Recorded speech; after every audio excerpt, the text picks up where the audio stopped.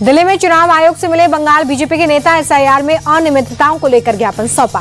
Bengal BJP अध्यक्ष समीक भट्टाचार्य का बयान का पश्चिम बंगाल में बीएलओ डरे हुए तभी सीआईएसएफ की मांग कर रहे हैं। कोलकाता नगर निगम के मेयर फरहाद हाकिम ने लोगों को दिया भरोसा, जब तक सीएम ममता है तब तक किसी नागरिक का नाम नहीं कटेगा।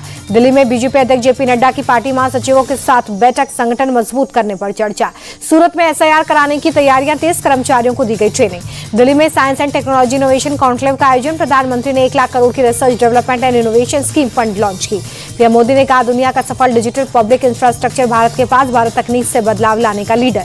दिल्ली में भारत बहरीन उच्च संयुक्त आयोग की 5वीं बैठक, विदेश मंत्री एस जयशंकर ने गाजा शांति प्रस्ताव का समर्थन किया। विदेश मंत्री एस जयशंकर ने कहा, भारत और बहरीन के बीच द्विपक्षीय व्यापार और निवेश बढ़ा, अंतरिक्ष, फिनटेक और प्रौद्योगिकी में सहयोग बढ़ाने पर फोकस। 4 साल बाद फिर जम्मू से चलेगी सरकार, दरबार मूव की परंपरा बहाल, अगले 6 महीने तक सचिवालय से ही होगा सरकार का कामकाज। एमपी के खंडवा में मदरसों से मिला नकली नोटों का जखीरा, करीब 20 लाख के नकली नोट मिले। मदरसे से नोट छापने की मशीन भी मिली है। मालेगांव से है फर्जी नोट नेटवर्क का कनेक्शन।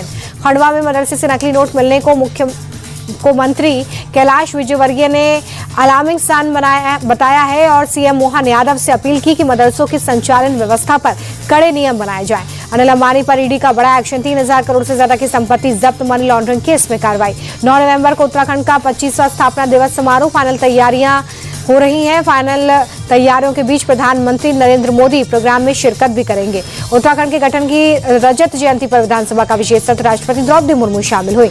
चंडीगढ़ में सीएम राज सिंह सैनी ने की कैबिनेट बैठक, दिल्ली वेजेस कर्मचारियों के वेतन में बढ़ोतरी, टीचर्स ट्रांसफर पॉलिसी को दी गई है मंजूरी। किश्तवाड़ के आपदा पीड़ितों के लिए जम्मू कश्मीर की एलजी की सौगात, पुनर्वास के लिए नए घरों की रखी आधारशिला।